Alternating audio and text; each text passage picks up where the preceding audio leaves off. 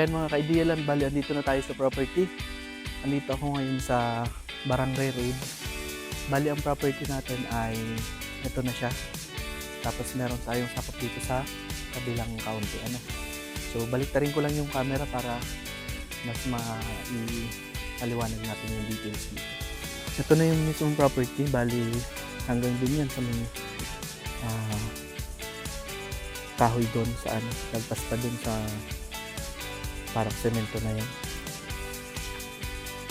Tapos ito yung elementary school, so dikit tayo dyan. Bali ito, makukuha natin itong likod na to. So ang ganda, may mga saging, tapos may mga nyug, may mga kahoy pa, may ginilina. So pasukin na natin. So source natin ng kuryente, walang problema. Ayan, meron tayo dito yung poste. Dito mismo yung poste. Ayan. So nakatugon siya doon. Tapos padiretso na doon sa may tabing dagat. Ayan, meron tayong internet dito. Ayan, converge siguro yan. So walang problema sa natin, internet saka sa kuryente. Gandahan, malapit sa elementary school. Ayan.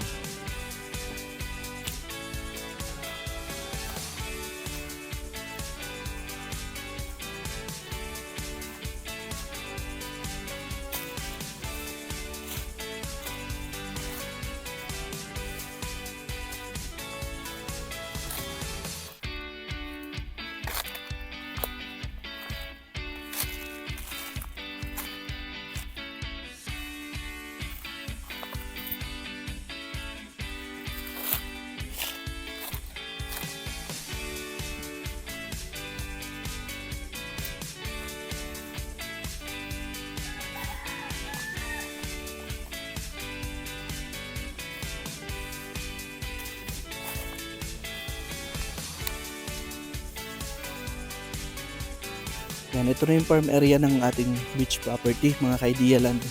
Bali, ang sukat nga pala nito ay 5,909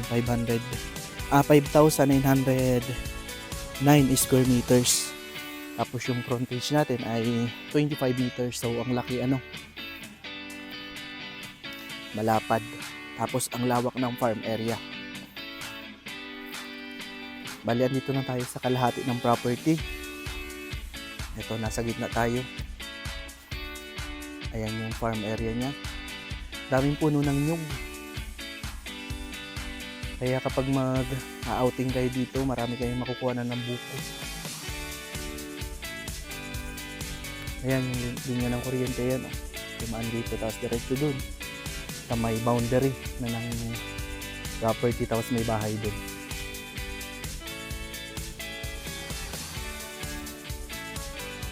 Ito ay titulado mga kaidialan. Bali 3 slots lang ito, kaya mabilis lang itong maubos.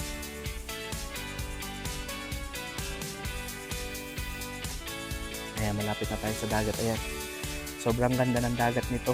Tingnan yung buhangin, kalmado yung dagat, mamaya makikita nyo. Ayan, dito sa farm area natin may mga kahoy. Ayan, di ko alam kung anong kahoy yan. Karamihan nyug. Tapos syempre, nasa tabing dagat tayo, hindi maiiwasan na may buli. Mabilis lang naman maputol yan kasi maliliit pa.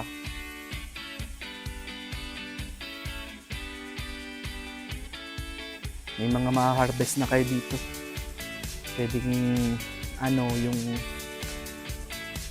ma-harvest nyo dito, pwede ng pampabakod, pampalinis, pampagawa ng kubo. Kasi madaming yung daming bunga.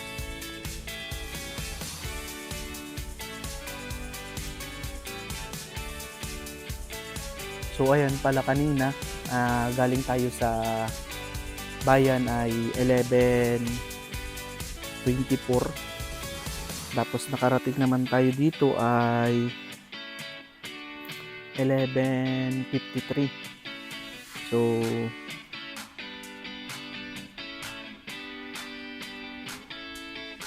ilang oras tayo? 11:24 29 minutes lang mga kaidialan na nandito ka na sa property. So mabagal tayo kanina kasi may kinakasal. Kaya pwede itong makuha ng 20 to 25 minutes lang. May mga bahay-bahay naman na dyan sa katabi. Ayan, tapos merong may mini bungalow bahay doon na bakod niya ay concrete. Yan, 1,000 square meters ata yun. Tapos may beach front deck. Ito mga bahayan. Tapos dito sa parting ito ay may mga mini resorts dyan na operational dyan sa papunta dyan sa dulo. Kasi ito po ay halos tagusan lang naman. Pwede kang manggaling dito sa bayan ng San Francisco. Tapos pwede ka rin, pag dito ka naman sa kaliwa, pwede kang manggaling naman sa bayan ng Mulanay. So pwede kang pumasok from San Francisco going to Mulanay na. Tapos from Mulanay naman going to San Francisco, may shortcut po dito along Ecotourism Road. Ito po ay sakop ng Long Beach. Ang magaganda pong beach dito sa Mulanay ay nandito po sa Long Beach. Bali, punta na natin ngayon yung beach front natin. Ito, may mga naglilinis po tayo dito. Pinapalinisan natin para naman maganda talaga yung presentation natin.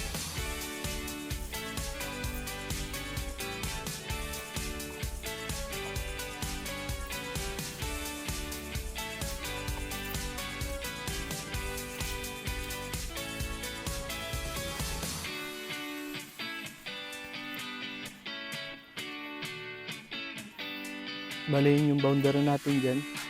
Ayan, hanggang dun sa may malaking parang aroma. Yan, diretso yan dun sa likod.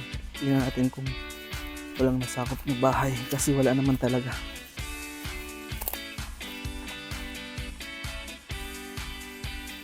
Kitang kita dito yung boundary. Bali, diretso yun lang naman natin yan. Ayan, diretso. Yun. So, nakita natin yung bahay yung kanina pag video natin. So, labas yun. Ito na yung pinaka-diretso. Medyo mga takaran pa lang dito yung yung mga nyug. Kaya matagal pa natin itong mapapakinabangan. Ang kagandahan ay may nyug sa tabing dagat. Kaya, ang ganda ng tingnan. Parang nasa Boracay, no? Ang ganda. Grabe.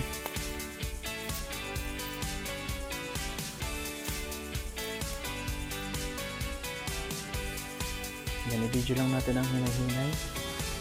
Ito na yung beach front natin. Grabe, sobrang ganda. 25 meters yung frontage nyo, kaya mahaba, hindi siya bitin. Kasi kalimitan po nung mga subdivide namin iba na 16 lang yung frontage. So, okay lang din naman, pero ito ay 25, mahaba talaga siya. Mahaba siya sa personal. So, tingnan natin yung tubig. Yung daming naliligong bata yun, hindi sila. So halos bata yung naliligo kasi nga po dito sa area natin ay safe maligo ang bata kasi hindi siya biglang lalim, tapos kalmado lang yung dagat. Grabe, napakalinaw naman ng tubig, parang mineral water. Tapos pino yung buhangin. Ayan yung tubig. Medyo hindi white yung sun kasi makulimlim yung panahon, parang umulan kanina. So, kapag mainit na mainit, sobrang puti ng buhangin dito. Saka ang kagandahan, pino yung buhangin yan, Talagang pinong-pino.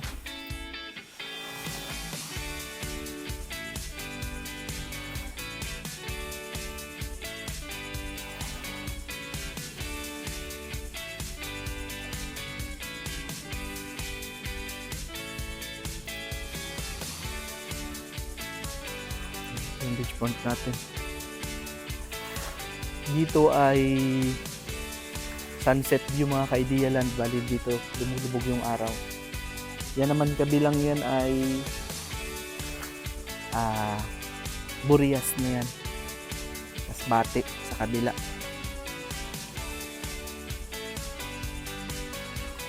Yan, hanggang dito tayo.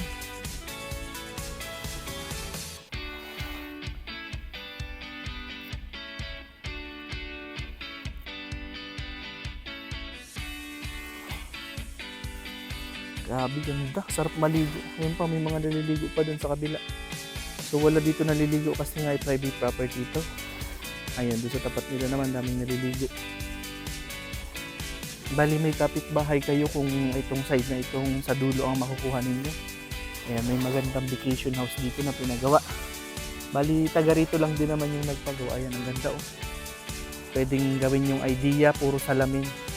So ang ganda nga naman na pagkakagising sa umaga habang kakapit ka yan. So kitang-kita mo yung labas kasi nga salamin yung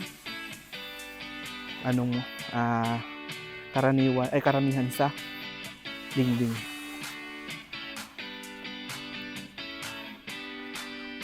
So ayan mga ka-Idea Land, yung mga interested dito.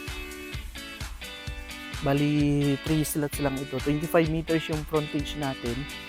Tapos yung buong area ay 5,909. So for only 7 million lang. So dito sa area mga ka-Idea Land ay ang mamahal na ng mga beach property dito. So ito ang mura-mura.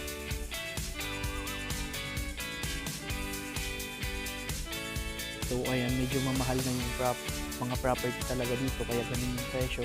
Medyo mura-mura na nga ito mga ka-Idea Land. So ito ay lilinisin pa natin. So mamaya ay makikita natin yun na maganda na.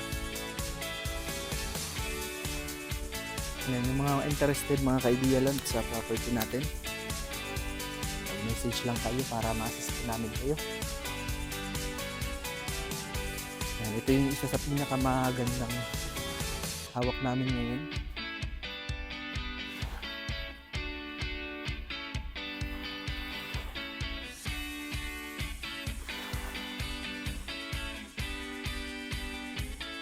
Meron din pala ditong signal ng Globe sa Top Fintech saka Smart N. Nakita ba? Dito sa tabing dagat ay may signal na Smart saka Globe.